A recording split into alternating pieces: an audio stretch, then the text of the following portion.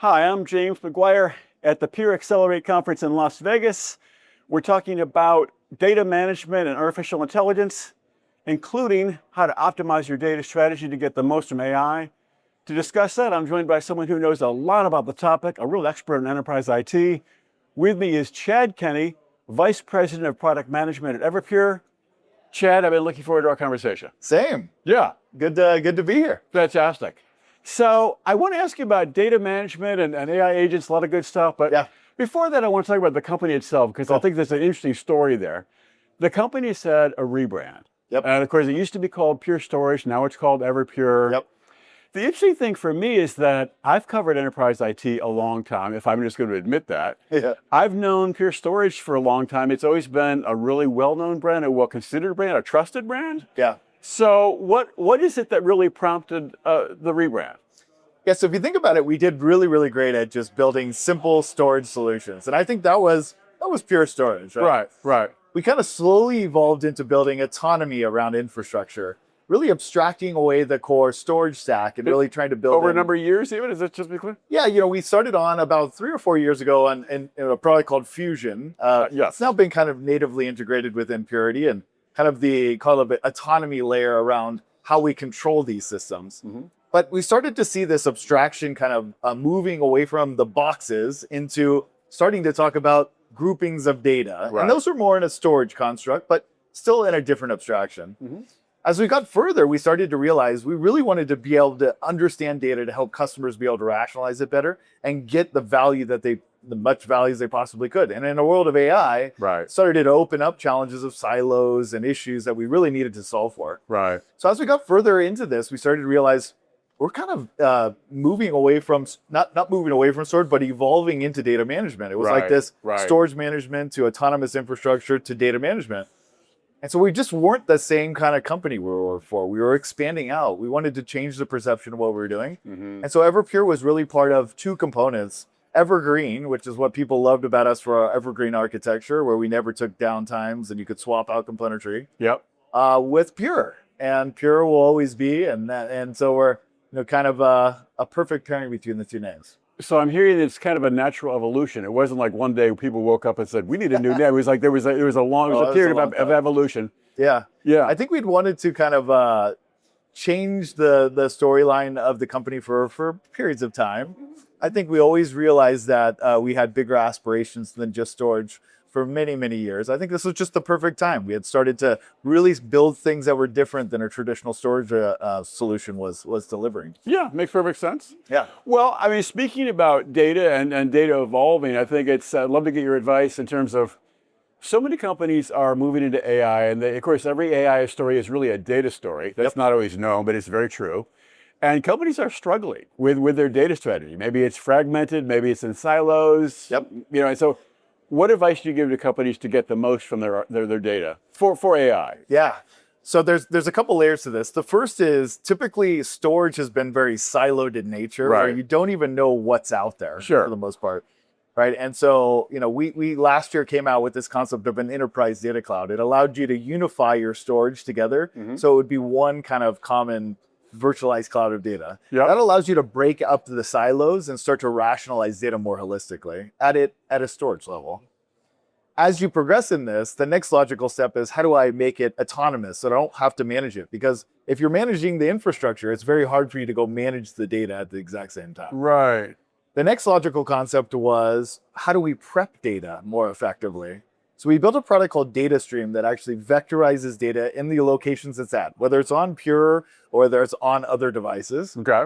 And then we acquired a company called OneTouch, which now is called Data Intelligence, Everpure Data Intelligence. And that allows us to be able to actually discover, like a client would access, classify, and then contextualize data across everything. Okay. SaaS, on-prem, Everpure, infrastructure as a service, cloud, whatever you like. Okay. And now you can start building things like ontologies and knowledge graphs and really start to rationalize data. What's the meaning of it? Mm-hmm. And this is the substrate that we believe AI agents will consume and be able to access that data more effectively. You use the phrase AI agents. Yeah. You get 5,000 bonus points for doing that, Chad. Here in 2026, people we need to use. Now, people are very concerned. You just need to append agentic AI agents. You just get like that's a free game. Triple, yeah, there you go. But I seriously, I want to ask your advice. I mean, obviously, AI agents are getting big in the enterprise. I mean, thousands, hundreds of thousands. Yeah. What should companies know in terms of their data strategy for AI agents? Because certainly these agents are interacting with data. Maybe they're creating data in and of themselves.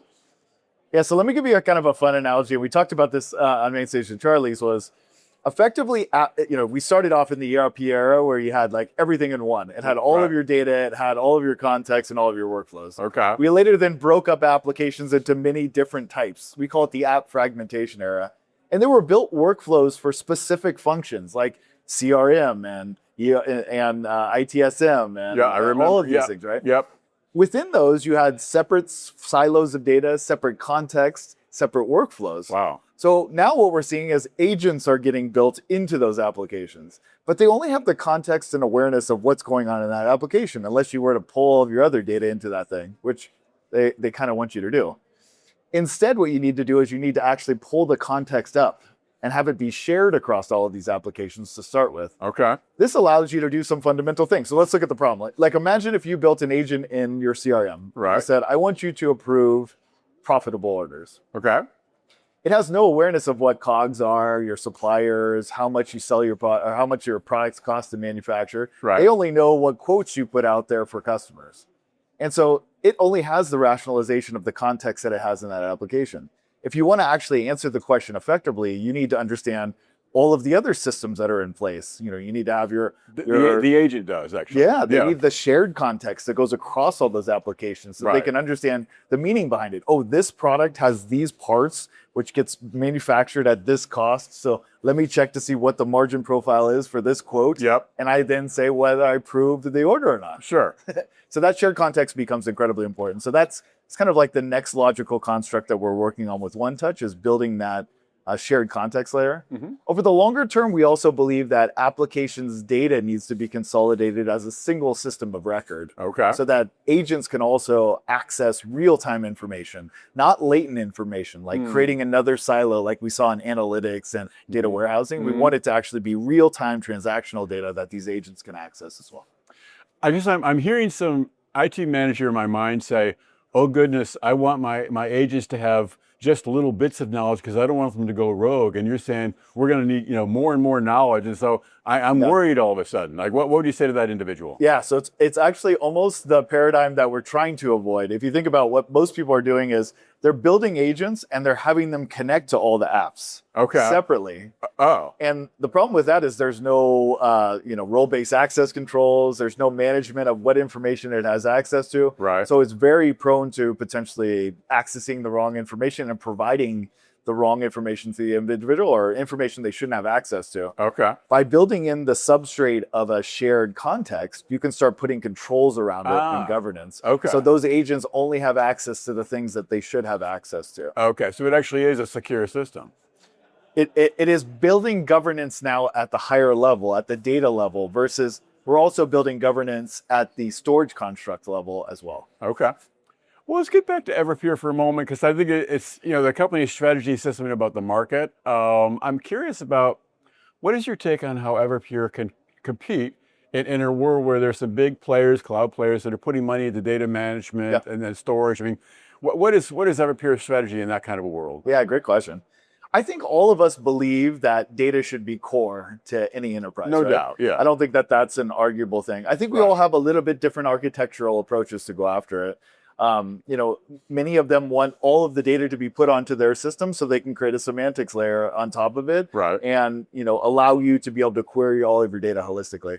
There's a couple challenges with that. Obviously, the data is latent because it's a copy of things. It forces all the data to be consolidated.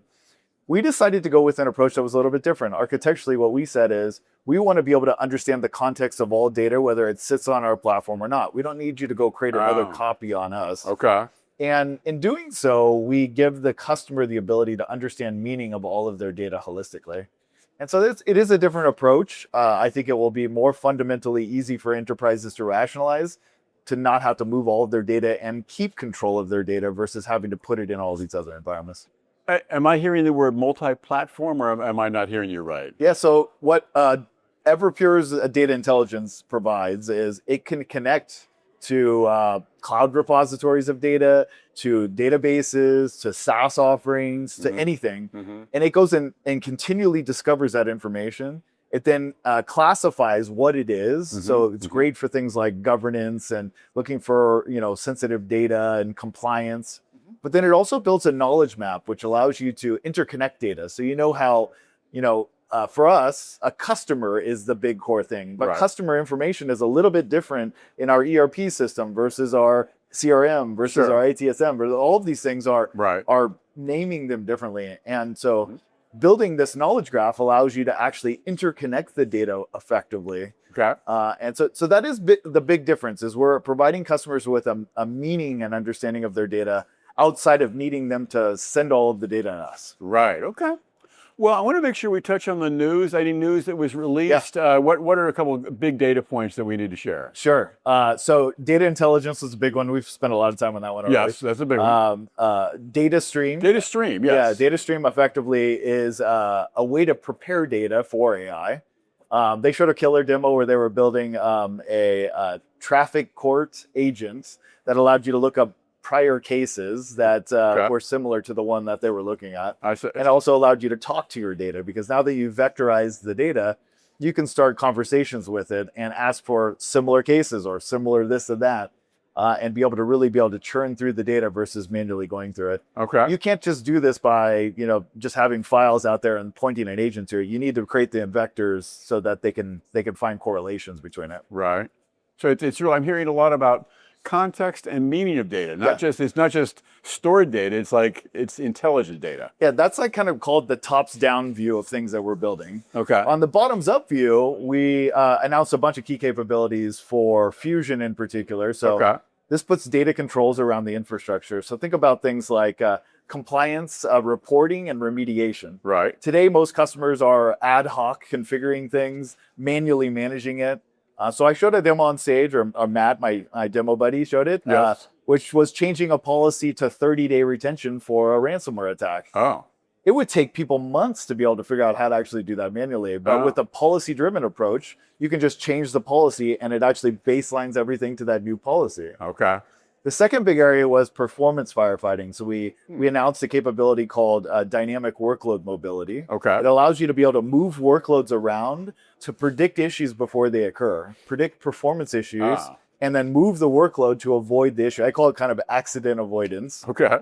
You never get in an accident if we can predict it 30 days ahead of time. Of course. And so we built infrastructure that would allow them to create some autonomy to move workloads to avoid these traditional issues that people are challenged with. Okay. Well, I'd like to get your sense of the future. I mean, think about, it's 2027, it's 2029. We're here, we're handling data management. There's all these AI agents in the enterprise, many, many agents. We're not even sure what some of them are doing, perhaps. Yeah. What do you see in terms of data management in the future with agentic AI? How can we get ready for that? Or what do you think it might look like? Yeah, so I think the data problem is a bigger problem than everyone rationalizes. Yeah, I believe that. We've got a bunch of innovation in large language models, and agents have great capabilities. I think the challenge is using your own data is the big paradigm shift that people aren't able to do today because their data is just not ready. Okay. And it's traditionally very siloed. So they don't even know where it is, and they're doing a lot of the integration work themselves. Right. So I think there's a long series of innovations that we'll continue to build to help people rationalize this new thing we're calling data primacy, where data becomes the primary focus versus the application stack. Yeah. And that evolution over time is going to effectively help customers be able to leverage their data and these new innovations in AI at the same time and really get some amazing benefits out of it. That feels like sort of a generational change in a sense, the idea of data primacy versus application primacy. Yes. That's a mega trend going on. I believe that is definitely happening. I mean, yeah. That was a big part of Charlie's keynote today, was kind of articulating this data primacy model and how this evolution will look over time. Mm-hmm. And I think, we're building a lot of killer tech that helps customers along that journey. Chad, it's a lot of good stuff. Any last words on data, AI, management, handling the future, Everpure? I mean, it's a lot to talk about. Any a last thought? Well, first off, it's a blast to be at the company at this time. I think we're going through a really killer transition. We built the best possible storage you can imagine in the industry. We're now building this great autonomy that sits on top of it, and now delving into data management is just going to open up new opportunities for customers to be able to rationalize their data more effectively. So appreciate you being out here. Yeah, it's a lot of growth. Yeah, definitely. Thanks a lot. I hope we get a chance to speak again sometime. Sounds good. Take care.